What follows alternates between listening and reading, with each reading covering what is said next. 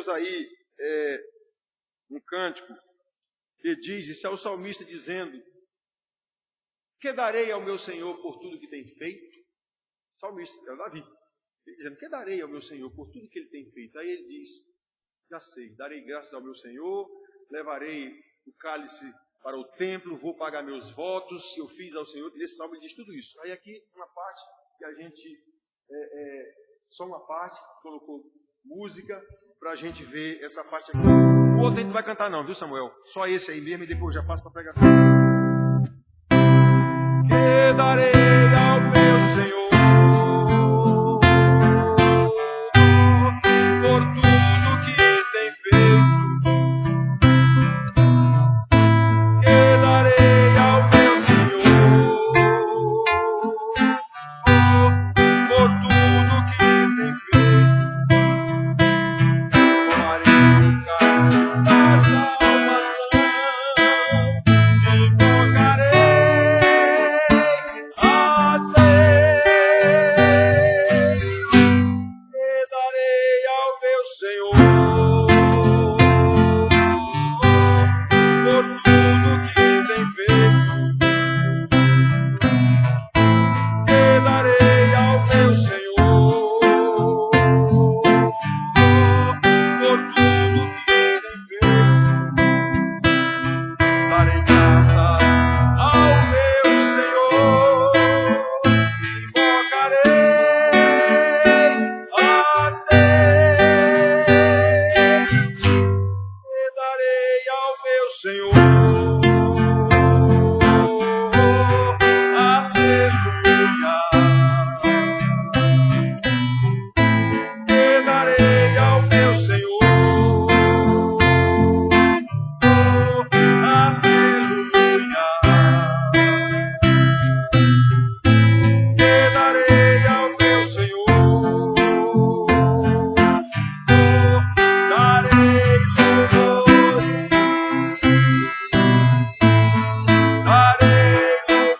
louvores, darei louvores, darei louvores.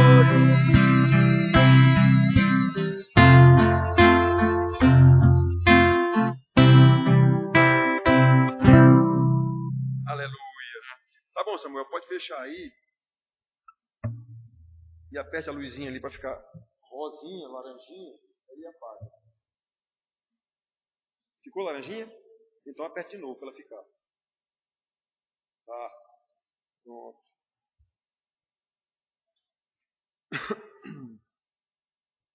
Muito bem, irmãos. Vamos abrir nossas Bíblias no livro de Isaías, o primeiro livro dos profetas, como está na Bíblia aí, logo depois dos livros poéticos, cantares. Aí tem o livro de Isaías, na ordem que está na Bíblia, o primeiro livro dos profetas.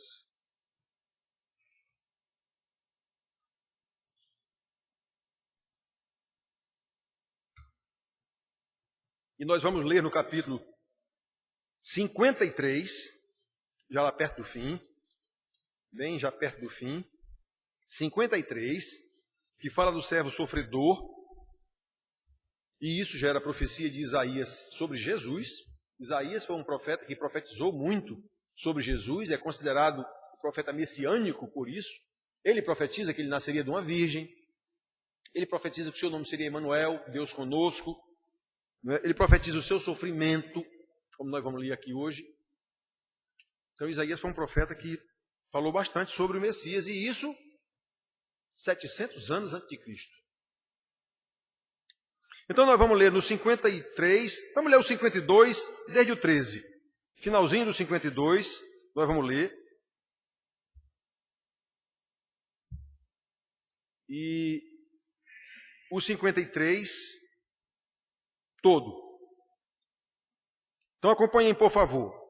Diz assim, desde o 13 do 52. Eis que o meu servo procederá com prudência.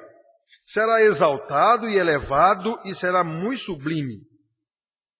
Como pasmaram muitos à vista dele, pois o seu aspecto estava muito desfigurado, mais do que o de outro qualquer, e a sua aparência mais do que a dos outros filhos dos homens.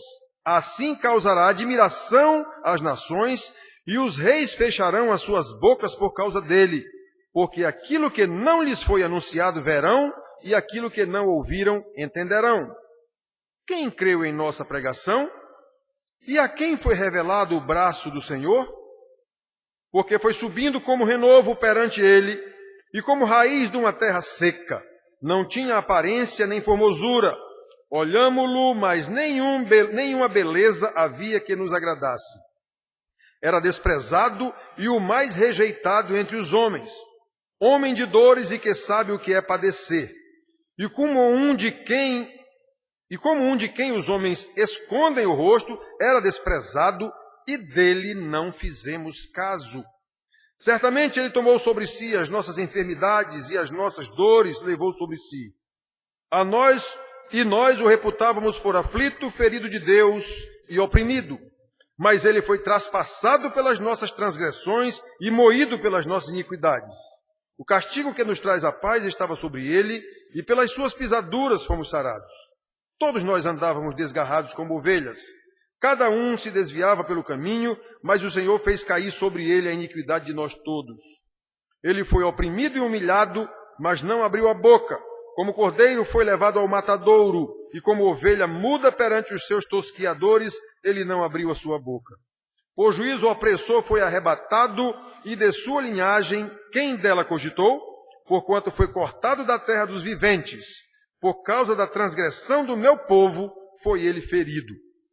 Designaram-lhe a sepultura com os perversos, mas com o rico esteve na sua morte, posto que nunca fez injustiça, nem dolo algum se achou em sua boca. Todavia ao Senhor agradou moê-lo, fazendo-o enfermar. Quando der ele a sua alma como oferta pelo pecado, verá a sua posteridade e prolongará os seus dias. E a vontade do Senhor prosperará nas suas mãos. Ele verá o fruto do penoso trabalho de sua alma e ficará satisfeito. O meu servo, o justo, com o seu conhecimento, justificará a muitos, porque as iniquidades deles levará sobre si. Por isso eu lhe darei muitos como a sua parte, e com os poderosos repartirá ele o despojo, porquanto derramou a sua alma na morte. Foi contado com os transgressores, contudo levou sobre si o pecado de muitos, e pelos transgressores intercedeu. Então, irmão, aqui nós temos, nessa profecia de Isaías, o que aconteceu com Jesus. Não é? Inclusive a sua sepultura, que ele foi sepultado com o rico, mesmo sendo pobre, foi morto junto com transgressores, junto com 2 ladrões, mas foi sepultado com os ricos. Foi José de Arimateia que o sepultou. José de Arimateia era um homem rico. Sepultou numa sepultura dele, de um homem rico. Então, tudo isso já estava escrito aqui. 700 anos antes de Jesus já estava escrito essas coisas aqui. Então, irmãos, nós queremos falar sobre isso. Nós estamos hoje na tal semana da Páscoa e nós vamos falar desse assunto, a Páscoa do servo sofredor. O que foi que aconteceu nessa Páscoa de Jesus? E o que é que nós temos de Páscoa, afinal de contas? Hoje de manhã, nós tivemos um café da manhã, como nós fazemos aqui, quase todo ano. Às vezes, quando não viajam todos os irmãos, os que querem vêm aqui, a gente faz um café da manhã e eu todo ano faço uma explanação do que é a Páscoa realmente. Porque perdeu-se a noção do que é a Páscoa, vamos falar sobre isso. Não é? Então, irmãos, hoje é o domingo da ressurreição, dentro da tal Semana Santa, como nós chamamos. Festa da Páscoa para os judeus, que não é exatamente nesta data, que nós comemoramos aqui no Ocidente. Festa consumista de ovos de Páscoa, ovos de chocolate, para os ocidentais capitalistas. Na verdade, como eu já disse, a Páscoa é uma festa judaica. Tem nada a ver com o cristianismo. É uma festa judaica, mas foi miscigenada no cristianismo. E agora muitas pessoas não sabem mais do que se trata. A não ser o hábito social de dar e receber ovos de chocolate, associados a um coelho que dá ovos. Não é? Isso é muito interessante. Então, o que é que se tem sobre Páscoa dentro do cristianismo? A festa que é feita todo ano nos altos, encenações, não é?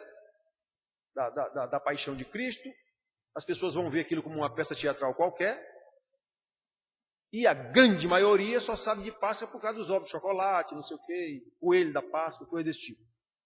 Mas tanto os que vão ver as encenações teatrais, quanto os que compram ovo de chocolate porque é época própria para comprar isso, não sabem do que se trata. A peça teatral é bonita de ver, como qualquer outra peça teatral, emociona, como qualquer peça teatral ou filme que mexa com as emoções da gente, qualquer um. A Páscoa judaica, na verdade, ela tem a ver com a 10ª praga que Deus mandou sobre o Egito, sobre Faraó, para a libertação do seu povo. Deus mandou um anjo da morte. Atenção, praga. Quem mandou a praga? Deus. Foi o diabo não, foi Deus. As 10 pragas quem mandou foi Deus. Então, a maldição é de Deus também. Não é do diabo, não é de Deus. O diabo é de Deus. Então foi Deus quem mandou a praga, foi Deus quem mandou o anjo da morte para matar todos os primogênitos, seja gente, seja animal. Todos foram mortos. Independente daqueles primogênitos terem alguma coisa a ver com o processo, mas morreram assim mesmo. Aquela história de dizer, o que é que esse menino tem com isso? Nada, mas Deus mandou matar. Pronto. Ele mandou matar todos os primogênitos do Egito, por causa de Faraó. Muito bem, então, naquela ocasião, Deus mandou que cordeiros puros, sem mancha, sem mácula, sem nenhum defeito, fossem sacrificados e que o sangue desses cordeiros fossem passado nas vergas das portas da casa dos judeus, porque o anjo da morte enviado por Deus, quando ele chegasse naquela casa que tivesse marcada com o sangue do cordeiro, ele passava por sobre. É isso que quer dizer pesar, que é a palavra hebraica para Páscoa. Então ele vinha, quem não tivesse o sangue, ele entrava e matava o primogênito que tivesse ali. Então quando estava com sangue, ele passava por cima, naquela casa não entrava a maldição, o anjo da morte. Então é isso que foi a primeira Páscoa dos judeus. Daí vem a festa da Páscoa, não é? E esse cordeiro daquela época que foi sacrificado para a salvação dos hebreus da escravidão do Egito, já prefigurava o cordeiro de Deus que tira o pecado do mundo, conforme João Batista anunciou Jesus. Eis o cordeiro de Deus que tira o pecado do mundo. João Batista estava se referindo aos cordeiros lá da Páscoa, que prefiguravam Jesus, e que esse aí é o cordeiro que definitivamente será sacrificado para libertar o mundo do pecado, da maldição e da escravidão do pecado. Isso que João Batista fez. João 1:29. Muito bem. Porém, a festa da Páscoa ocidental, para a maioria das pessoas, sequer traz a lembrança desse cordeiro que foi sacrificado por causa dos nossos pecados. Sequer traz a ideia de que esse cordeiro foi sacrificado em substituição a nós. Eu vou ver uma peça teatral e acho bonito. Ai, mas que emocionante. Mas sequer a pessoa tem na cabeça o que foi que aconteceu ali. Por que aconteceu aquilo? Ninguém que está vendo essas peças teatrais tem isso na cabeça.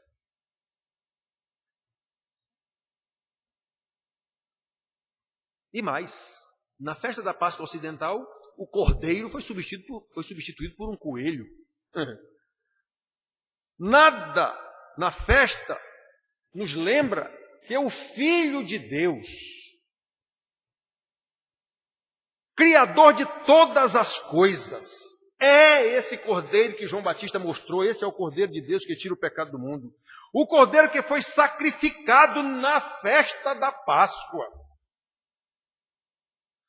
Nada traz à nossa cabeça que esse cordeiro, que essa é a pessoa que morreu, é esse servo sofredor, aqui de Isaías, que já está na profecia. Afinal, como é possível? Numa festa, a Páscoa é uma festa. Como é possível que o Senhor da criação, como é possível que Deus,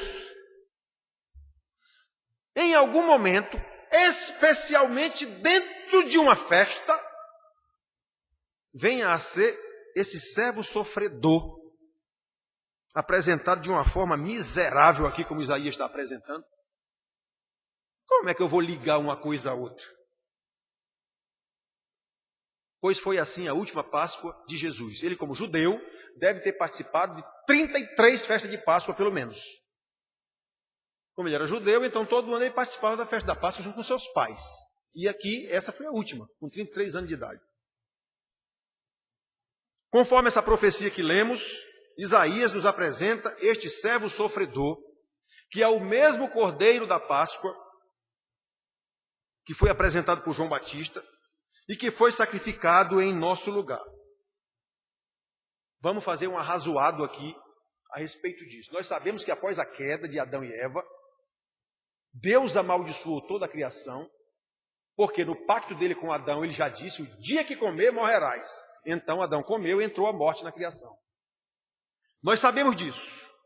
Muito bem. Então, ali naquele momento, Deus já disse que a mulher não seria morta porque ela seria a mãe de toda a criação humana depois. É isso que quer dizer Eva, a palavra Eva quer dizer isso. É a mãe, é aquela que vai procriar. E disse que o descendente da mulher viria para pisar a cabeça da serpente. A mesma serpente que enganou a mulher. Isso está em Gênesis 3,15. Mas ali também disse que a serpente feriria o calcanhar desse descendente da mulher. E feriu mesmo, Jesus morreu na cruz. Então, irmãos, nós sabemos também que o pecado gerou a morte, conforme o pacto de Deus. Estão lembrados, né? O dia que comer, morrerá. Então entrou a morte. Então, como o pecado trouxe a morte, ali foi sacrificado, naquele momento foi sacrificado o primeiro animal para cobrir a vergonha de Adão. Ele tentou cobrir essa vergonha com folha de figueira, mas era insuficiente. O homem não tem como cobrir. Logo no primeiro pecado a gente pode ver isso. O homem não tem como cobrir o seu pecado diante de Deus. Só quem pode cobri-lo é Deus. Pois Deus mesmo sacrificou um animal e da pele fez roupa para Adão e Eva. Primeiro pecado coberto, quem cobriu foi Deus, não foi o homem. Não, a tentativa dele de cobrir era insuficiente. Pois muito bem, irmãos. E desde esse primeiro animal sacrificado, já apontava para Jesus. O único sacrificado para resolver o problema do pecado era Jesus. Convém lembrar, irmãos queridos, que na história da humanidade, começando por Adão, para aplacar a ira de Deus contra o pecado dele, foi sacrificado um animal. Começando com Adão e depois deturpado por causa do pecado, mas em toda a história da humanidade, em qualquer cultura, em qualquer povo, os homens sacrificam animais e às vezes pessoas, sacrificam crianças para aplacar a ira dos deuses, irados com homens pecadores, fracos. Então isso é comum. Qualquer cultura que se estude na história da humanidade, essa é uma realidade. Os homens oferecem sacrifícios aos seus deuses para aplacar a ira desses deuses contra eles por causa das suas fraquezas, por causa dos seus pecados. E às vezes sacrificam os próprios filhos. Israel fez isso. Pois bem, irmãos, a história da Bíblia não é diferente. Foi Deus quem instituiu sacrifícios de animais, como ele mesmo sacrificou o primeiro animal para cobrir o pecado de Adão. Foi Deus quem estabeleceu. E, pasme o que a gente não lembra, ele também sacrificou uma pessoa, o próprio filho.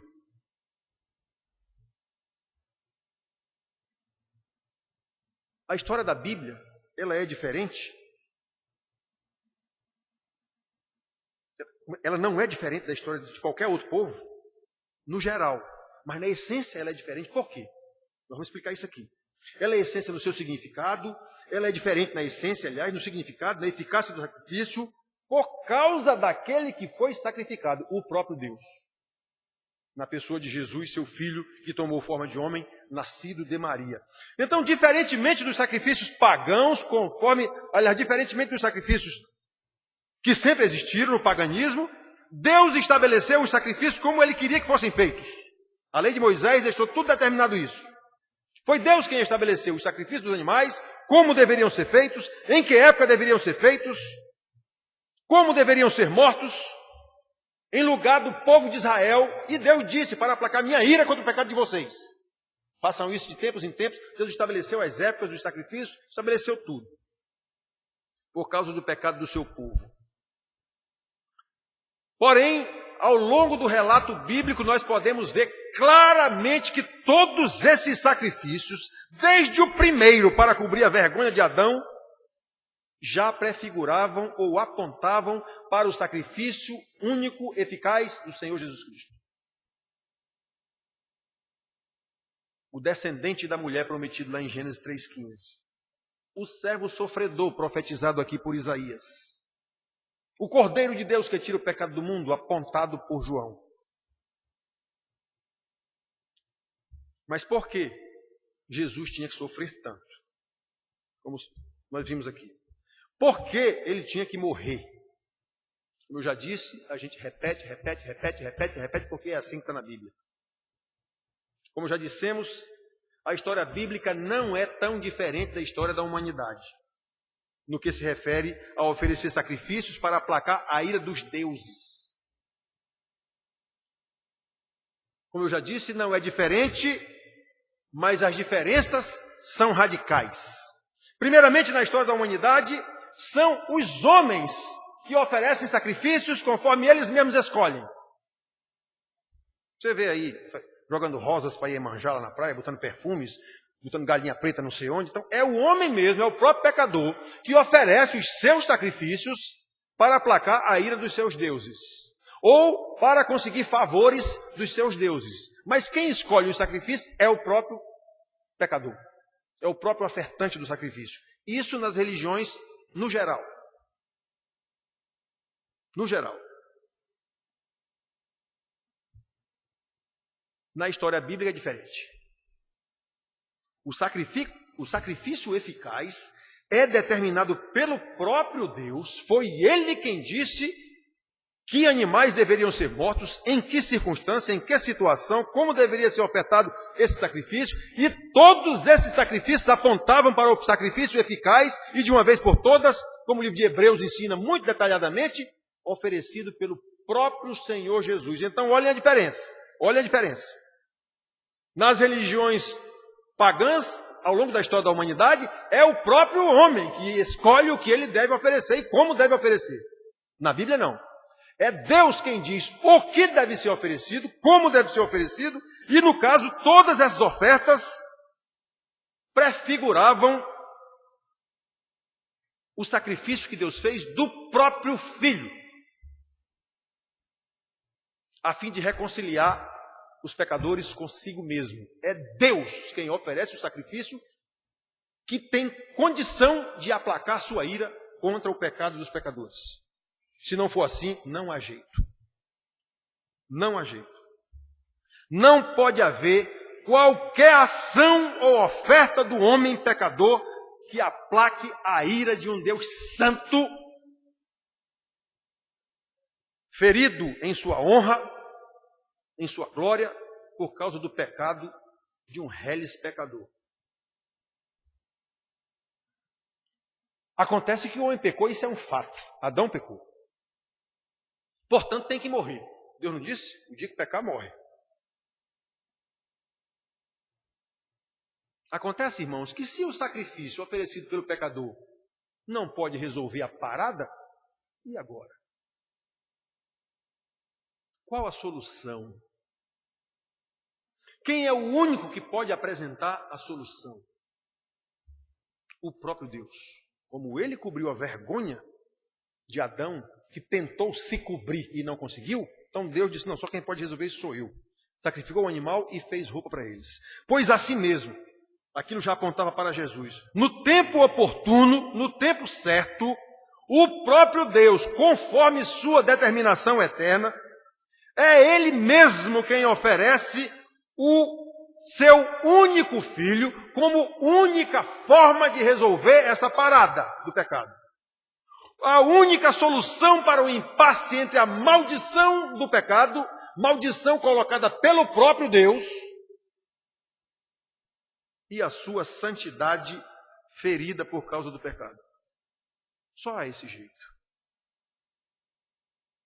Percebem a grande diferença entre a história dos sacrifícios na história da humanidade e o sacrifício que resolve o problema?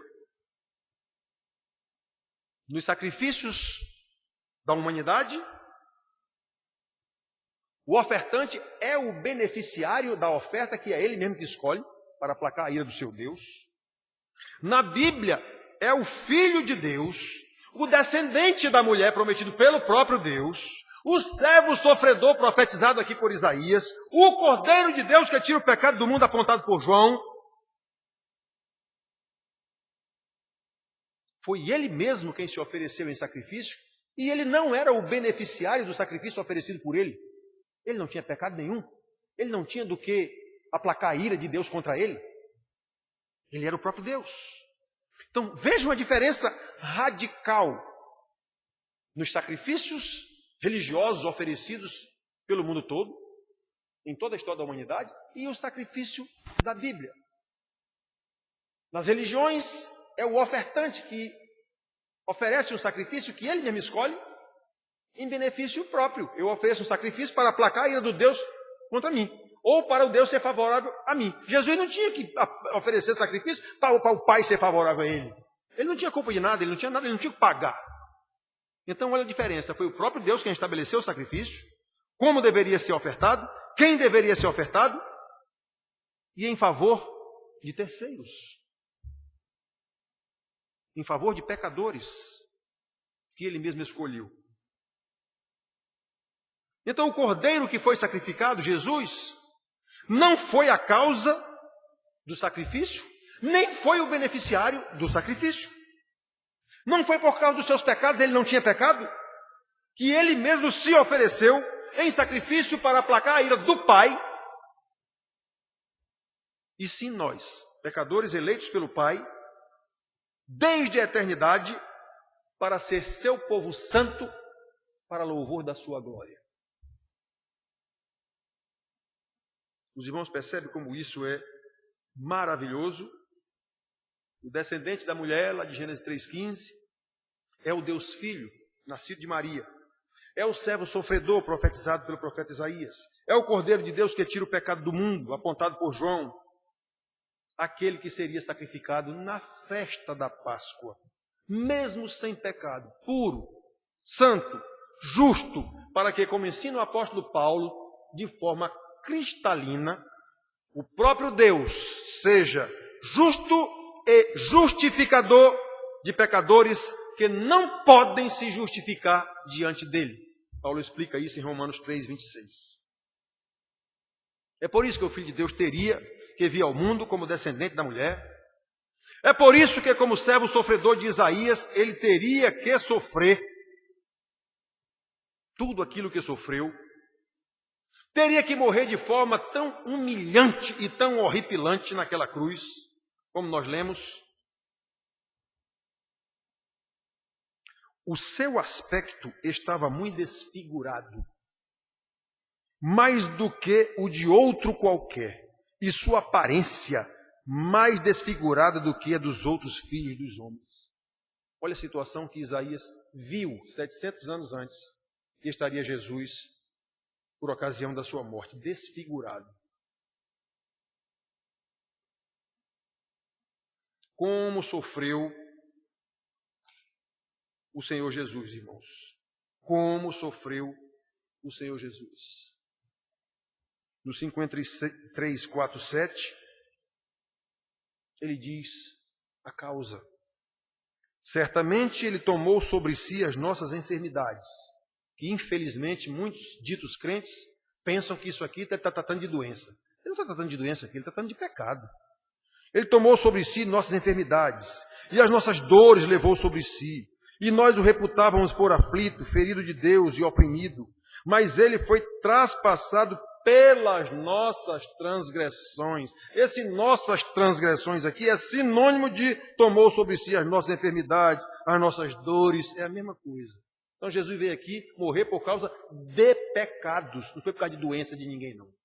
Então, as nossas transgressões e moído pelas nossas iniquidades, que é sinônimo de pecado. O castigo que nos traz a paz estava sobre ele. Então, ele recebeu o castigo para que nós tivéssemos paz com Deus. E pelas suas pisaduras fomos sarados. Irmãos, como sofreu o nosso Senhor Jesus e por que ele sofreu tanto, o que quase não se fala, por causa da ira de Deus que caiu sobre ele. Ira contra o quê? Contra os nossos pecados, desde o pecado de Adão. Tem que ser punido, ele não disse, o dia que comer morrerá. O próprio profeta disse, a alma que pecar, essa morrerá.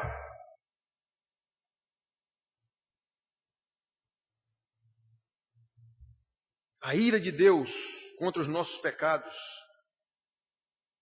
causou a morte horripilante do Senhor Jesus, filho de Maria, o Deus que tomou forma humana e veio à terra pelo decreto eterno de Deus exatamente para isso, para resolver essa parada do pecado que os homens pecadores não têm como resolver.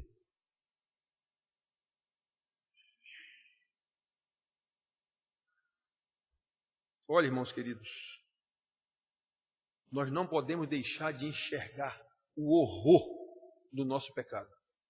Esse pecado que a gente brinca com ele como se fosse alguma coisa, inclusive agradável a nós. Nós cometemos muitos pecados que são agradáveis a nós. São chamados pecados de estimação. Todo mundo, quando fala em pecado, adultério, que coisa horrível. Assassinato, que coisa horrível.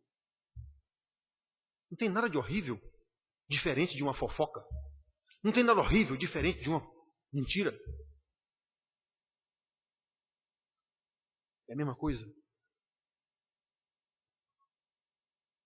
Claro que os pecados podem ter uma certa gradação, digamos assim, maior, menor, mas todos eles são horríveis para Deus. E todos eles causaram a morte de Jesus na cruz do Calvário. E a gente tem que lembrar disso o tempo todo, cada vez que comete um pecado. Meu Deus, esse meu pecado foi a causa de Jesus ter morrido na cruz. Agora, na Semana Santa, que é época de festa. Não podemos deixar de enxergar o quanto o nosso pecado ofende a santidade de Deus, seja ele qual for. Não é só se eu assassinar alguém ou se eu cometer adultério, que são os dois pecados mais horripilantes na nossa sociedade. Corrupção, então, esse não é pecado nenhum, porque o governo ensina o povo a fazer isso toda hora. Esse não é pecado nenhum, esse é você é esperto. Se você for um corrupto, você é esperto. Você se vira, você é um cara safo. Então é isso que nós aprendemos com o nosso governo.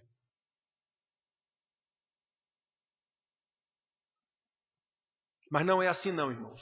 Todo pecado, todo e qualquer pecado nosso, é a causa do nosso Senhor Jesus ter sofrido tudo o que ele sofreu na cruz do Calvário. Não podemos deixar de lembrar como o nosso pecado é horrível.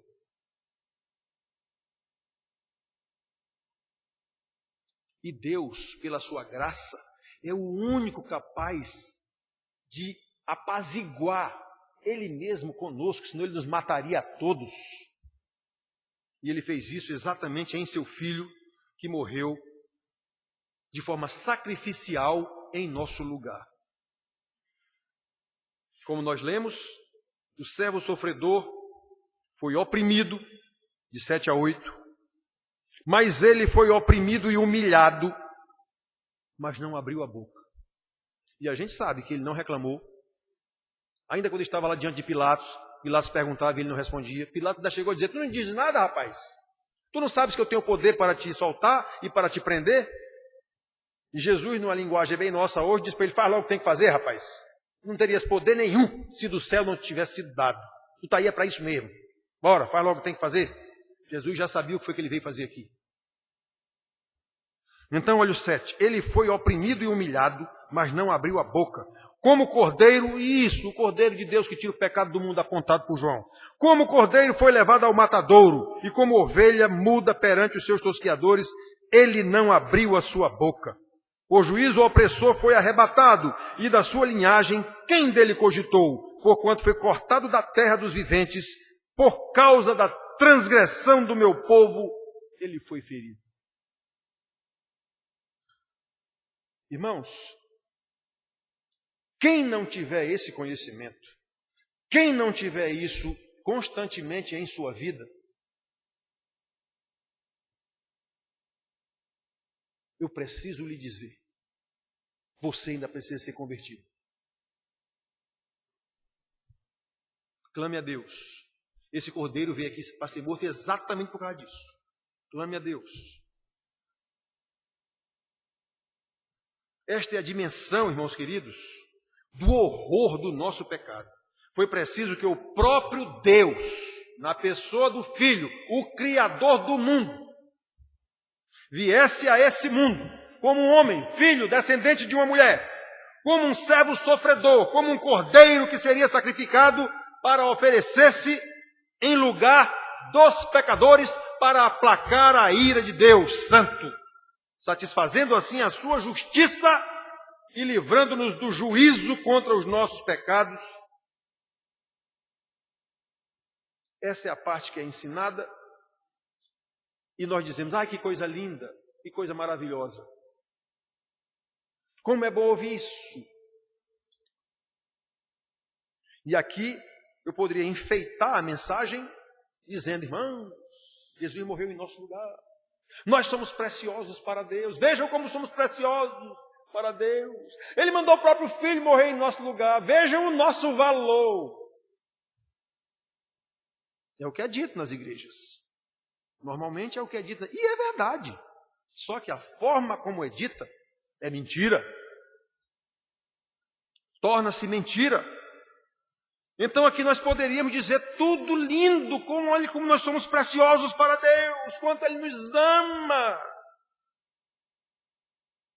Porém, eu preciso lembrar que se essa profecia foi dada primeiramente para Israel, o povo de Deus que vivia em desconformidade com a lei de Deus, do mesmo jeito que a igreja vive hoje. Não há diferença. Como dizia Salomão, nada há de novo sob o sol.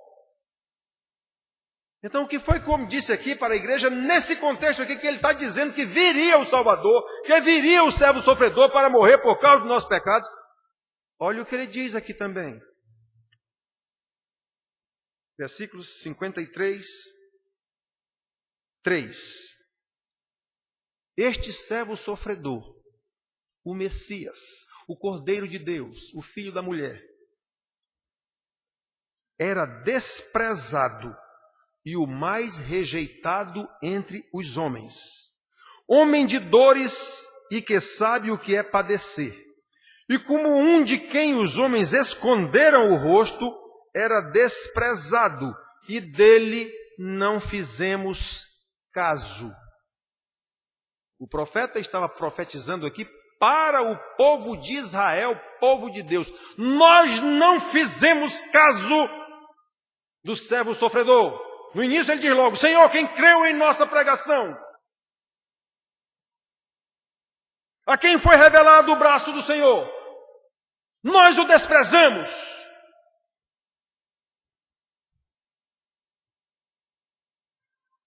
Nós não fizemos caso dele. O profeta está acusando o pecado do povo de Deus. O nosso pecado em não reconhecer Deus no servo sofredor, em não reconhecer Deus no seu papel como cordeiro que veio ser sacrificado em lugar de pecadores, o cordeiro que foi sacrificado em plena festa da Páscoa por causa dos nossos pecados e que hoje esse cordeiro foi substituído por um coelho que bota ovos de chocolate. E é isso que nós ensinamos para os nossos filhos. Toda a Páscoa. Eu quero é ver quem é o pai dito crente que ensina na época da Páscoa para os seus filhos o que é a Páscoa, o que foi que aconteceu na Páscoa, o que foi que aconteceu ali. Eu quero é ver quem é o dito crente que ensina, chama os seus filhos nessa época em que a televisão só mostra ovo de chocolate, ovo não sei o que, festa não sei o que, festa de... Meu filho, vem cá. Deixa eu lhe mostrar na Bíblia o que é que aconteceu mesmo aqui nesse caso aqui. Eu quero é ver. Você vai achar 1, 2, 3, 4 no mundo todo. Se achar.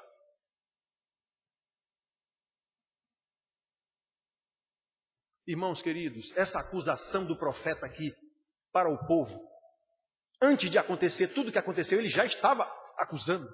Ela continua válida para hoje, do mesmo jeitinho. Dele não fizemos caso. Quanto eu brigo aqui com os pais para ensinar os filhos, e eu sei que não ensinam. Quanto eu brigo aqui com os maridos para amar suas mulheres, sacrificarem por elas, e não fazem isso, tratam as mulheres como se fossem suas empregadas. Quanto eu brigo aqui para as mulheres se submeterem aos seus maridos, ajudarem seus maridos a amá-las, e são mulheres odiosas, brabas.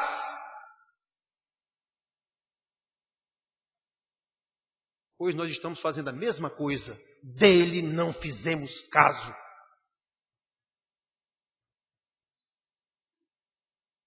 Que coisa horrível, irmãos. Não podemos esquecer o que aconteceu com o Senhor Jesus na sua última festa da Páscoa. Não podemos esquecer que mesmo sendo o servo sofredor de Isaías, mesmo sendo o filho da mulher prometido lá no início, mesmo sendo o Cordeiro de Deus que tira o pecado do mundo e que foi sacrificado em nosso lugar, como João Batista apontou, Ele é o Senhor da criação, Ele é o Senhor da redenção, Ele é o Filho de Deus que morreu, ressuscitou e no último dia subiu aos céus, tudo para nos salvar, para salvar um povo eleito. E pelo poder que lhe foi dado, o profeta já diz, ele verá o fruto do seu penoso trabalho. Não há quem empate. Os eleitos do Senhor, não faltará um no último dia.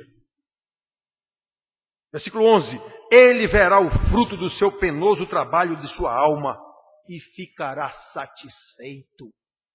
Como ele orou ao Pai, na oração sacerdotal de João 17, eu acho que é o versículo 9, se eu não me engano, que ele diz, Pai, eu não perdi nenhum dos que tu me deste, a não ser o filho da perdição, para que se cumprisse a profecia, que era Judas. Nesse momento ele estava falando dos 12, apenas dos 12. Mas lá no versículo 20 ele inclui todo o seu rebanho. E eu não oro apenas por estes, mas também por todos aqueles que vierem a crer na pregação deles. Aí ele inclui todos os seus eleitos. Irmãos, nós precisamos saber destas coisas. Não podemos deixar de ensinar isso aos nossos filhos. Não podemos deixar de glorificar o nosso Deus.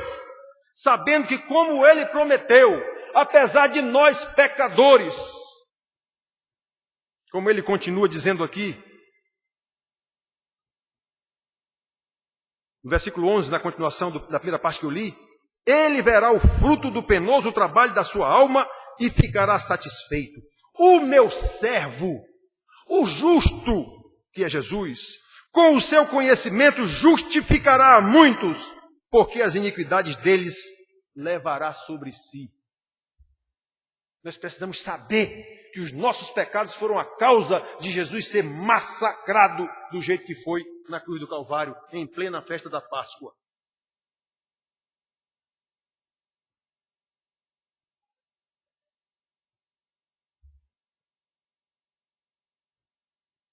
Versículo 11 e 12. O 12 agora. Por isso, eu lhe darei muitos como a sua parte. E com os poderosos repartirá ele o despojo.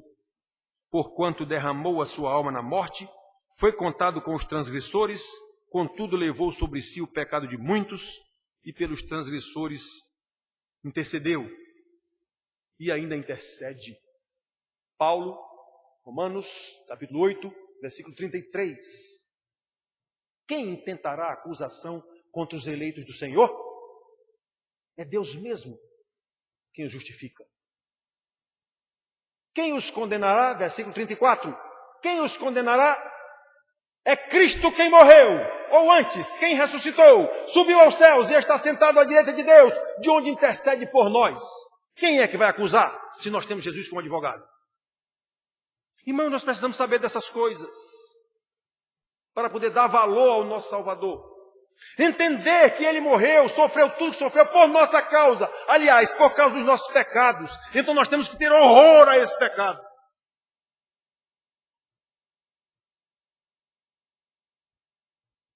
E como nós lemos aqui,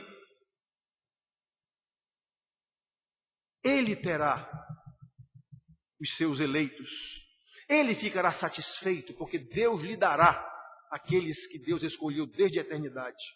Isso quer dizer, queridos, que apesar de nós, pecadores, Deus nos escolheu e nos deu ao seu Filho, que se ofereceu sacrificialmente por nós, para nos salvar. E ele fez isso para louvor da glória de Deus Pai. É esse o significado da Páscoa.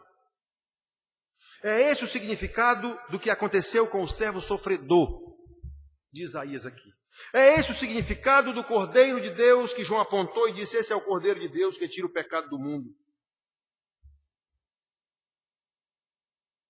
Assim como os cordeiros que foram sacrificados pelo seu sangue ou a sua morte, os livrou do anjo da morte de Deus. O anjo da morte não era de Satanás, era de Deus. Pois é, o sangue do cordeiro, aquele que tiver tingido, podemos usar a mesma expressão, com o sangue do cordeiro, aqueles para quem a morte do cordeiro livrou-o da morte do pecado. Então, irmãos, esses têm que viver de forma que agrade a Deus, o seu Salvador. Nós não podemos esquecer essas coisas.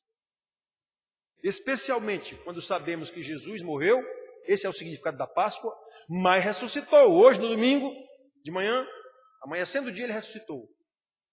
E os evangelhos nos contam, ele ainda passou aqui cerca de 40 dias, aparecendo uma vez ou outra para os seus discípulos, dando-lhes ainda instruções, dizendo a eles o que eles deveriam fazer, até que ele volte.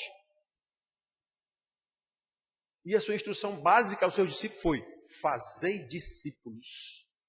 Fazei discípulos. É isso que a gente continua fazendo até hoje. Os apóstolos fizeram discípulos, esses discípulos fizeram outros discípulos, e Paulo manda muito claramente aos seus discípulos, como por exemplo a Timóteo, capítulo 2, versículo 2, ele diz: Timóteo, aquilo que você aprendeu comigo, você escolha homens idôneos aí na sua igreja, e ensine a esses homens o que eu lhe ensinei, para que eles ensinem a outros, e assim esse conhecimento se multiplique até que Jesus volte. É esse o modo bíblico de formação de pastores. Qualquer outra invenção diferente disso é invenção de organizações humanas, astúcias humanas. Dá no que dá, que a gente vê a igreja como está aí. Pastores profissionais formados em seminários. Não podemos esquecer estas coisas, irmãos. O Senhor Jesus voltou para a sua glória, reassumiu o seu poder. O Senhor da criação e da redenção hoje está sentado à direita de Deus Pai, de onde virá buscar todos aqueles que o Pai lhe deu desde a eternidade, aqueles por quem ele morreu, aqueles por quem ele orou. Na sua oração sacerdotal, que eu lembro de novo, em determinado momento ele diz: Pai, eu não oro pelo mundo todo, não. Eu oro pelos que tu me deste. Pois é por esse que ele morreu. Ele está orando exatamente pelos mesmos que ele morreu. E os que ele morreu foram aqueles que o Pai lhe deu. Que ele disse: nenhum deles eu perdi. Como ele também disse: ninguém vem a mim se o Pai não o enviar. Então, irmão, nós temos que saber isso. Jesus virá nos buscar. Tudo isso que aconteceu, essa história toda da Páscoa, da morte e da ressurreição, nós sabemos disso. E temos que ensinar isso aos nossos filhos. E temos que ensinar com vida e não com discurso. Porque discursos às vezes nós temos. Às vezes dizemos para nossos filhos fazer tal coisa e tal, mas ele vê que nós não fazemos.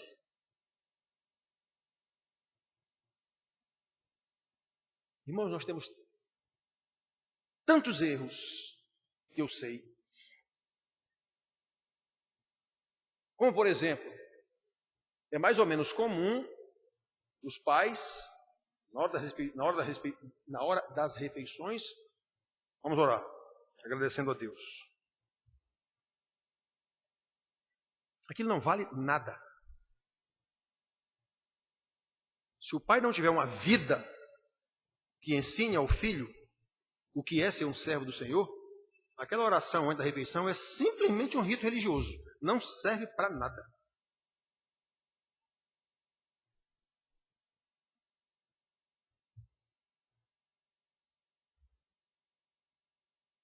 Então eu tenho que orar agradecendo? Sim.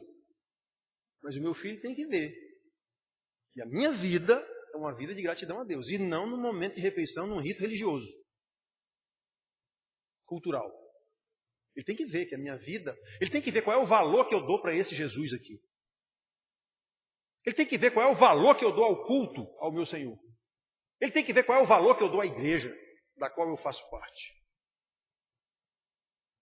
Se ele não vê isso, tudo que eu faço como rito religioso não passa de hipocrisia. E ele sabe disso. A criança sabe disso. Por isso que viram revoltado quando chega na adolescência. Então, irmãos, nós precisamos saber dessas coisas e viver de acordo com esse conhecimento.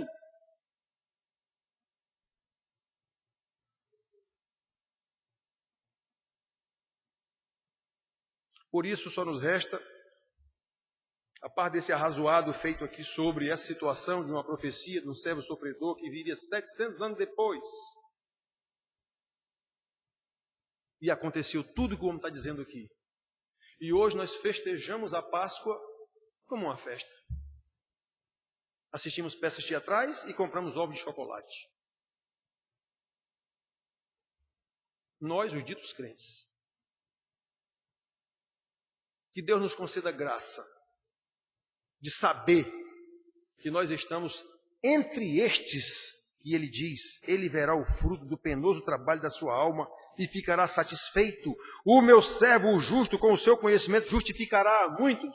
Que Deus nos dê a convicção de que nós estamos entre esses justificados. E só há uma forma de provar isso, em obediência ao Senhor que nos justificou. Não há outra forma. Então que Deus nos conceda essa graça de estar entre aqueles que Ele deu ao seu Filho. Aqueles que foram justificados pelo servo sofredor. Aqueles que foram justificados pelo sacrifício do Cordeiro de Deus. Que por causa dos nossos pecados ofereceu-se em sacrifício em nosso lugar. Para nos reconciliar com o Pai. E recebida esta graça de entender isso, que Deus nos conceda mais graça ainda, para que coloquemos em prática verdadeiramente esse conhecimento, ensinando aos nossos filhos, para que nós possamos viver de modo digno de Deus e para louvor da sua glória. Amém.